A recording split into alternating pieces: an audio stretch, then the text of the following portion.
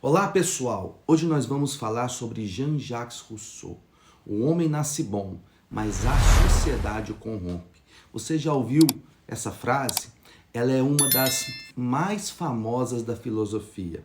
Mas será que o ser humano é realmente bom por natureza? Ou será que a sociedade nos torna egoístas, competitivos e injustos? Hoje nós vamos entender quem foi Jean-Jacques Rousseau, um dos filósofos mais polêmicos e influentes da história. Rousseau viveu na Europa do século XVIII, em pleno iluminismo. Era uma época marcada por reis absolutistas, privilégios da nobreza, forte desigualdade social. Enquanto poucos tinham tudo, a maioria da população vivia na pobreza. Muitos filósofos iluministas defendiam o progresso e a razão.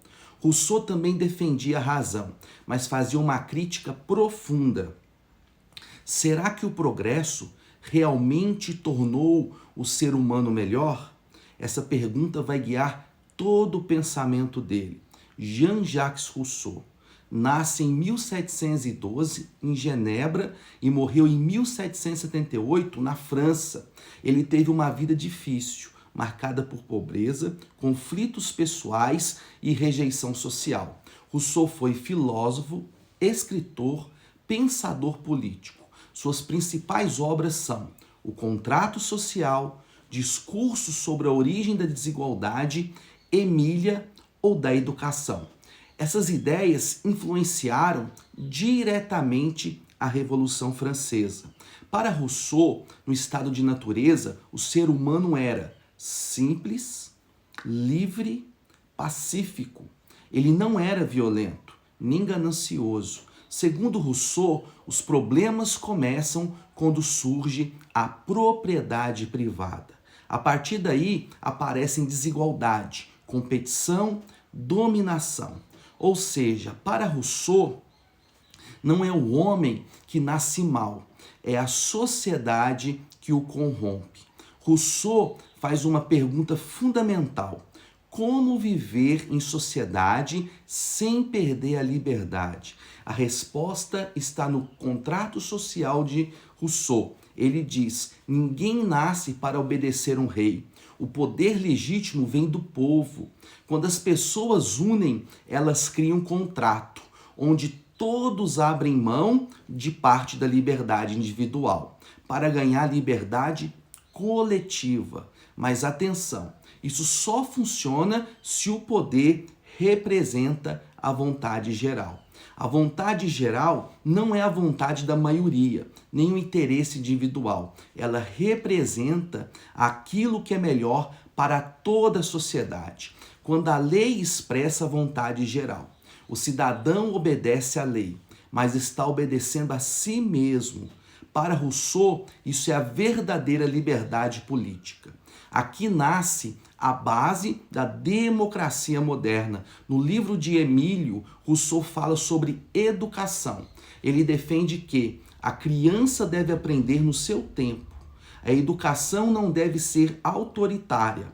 Aprender não é decorar, é experimentar. Essa visão influencia a pedagogia até hoje. Rousseau continua atual quando falamos de democracia, participação popular, desigualdade social e educação, né? Rousseau, ele é um dos personagens do iluminismo, junto com John Locke, junto com Conde de Montesquieu. Ele defende, né, a democracia, ele é contra o absolutismo monárquico, onde toda a autoridade estava concentrada na pessoa do rei. E, né, ele nasceu na Suíça e ele faleceu na França, ele morreu com AVC. Jean-Jacques Rousseau, ele foi muito importante para os pensamentos iluministas que vêm para derrubar o antigo regime, o regime absolutista, né? É através dos ensinamentos de Rousseau, de John Locke, de Conde de Montesquieu com os três poderes, que há, né, a forma democrática que hoje nós vemos. Ele defende que o poder tem que estar na mão do povo. Só que ele diz uma coisa, ele diz que o homem nasce bom, O homem nasce sem maldade. Mas a partir do momento que um ser humano, né, na Terra, ele delimitou um espaço, criando a propriedade privada e disse que era seu, e os outros acreditaram, surgiu a cobiça, surgiu o conflito, surgiu, né, o conflito, as guerras, a inveja. E nós podemos ver, né, as guerras, elas surgem, os conflitos surgem, geralmente, tanto a Primeira Guerra como a Segunda Guerra, outros conflitos durante o mundo, entre países contra países, nações contra nações, né? A gente percebe que sempre é o quê? Querendo invadir, anexar áreas de outro país. Então, Rousseau, ele vem para solucionar esse problema de ambição, de inveja, de conflito. Ele propõe a criar um Estado forte, mas aonde a maioria da civilização do povo ia concordar com aquelas leis. E aí ele diz, né, que os civis, as pessoas, elas têm que abrir mão de um pouco de sua liberdade para ter essa proteção. Porque ele diz que a partir do momento que uma pessoa criou uma área, delimitou e disse que era dela, os conflitos surgiriam. E por isso era necessário criar um Estado que defendesse a igualdade de todos, um Estado que defendesse a propriedade privada, um Estado que desse direito à liberdade de igualdade, à liberdade de ir e de vir. Então ele, né, é um dos principais autores do iluminismo, junto com John Locke, junto com o Conde de Montesquieu, que vem, né, falar sobre a democracia.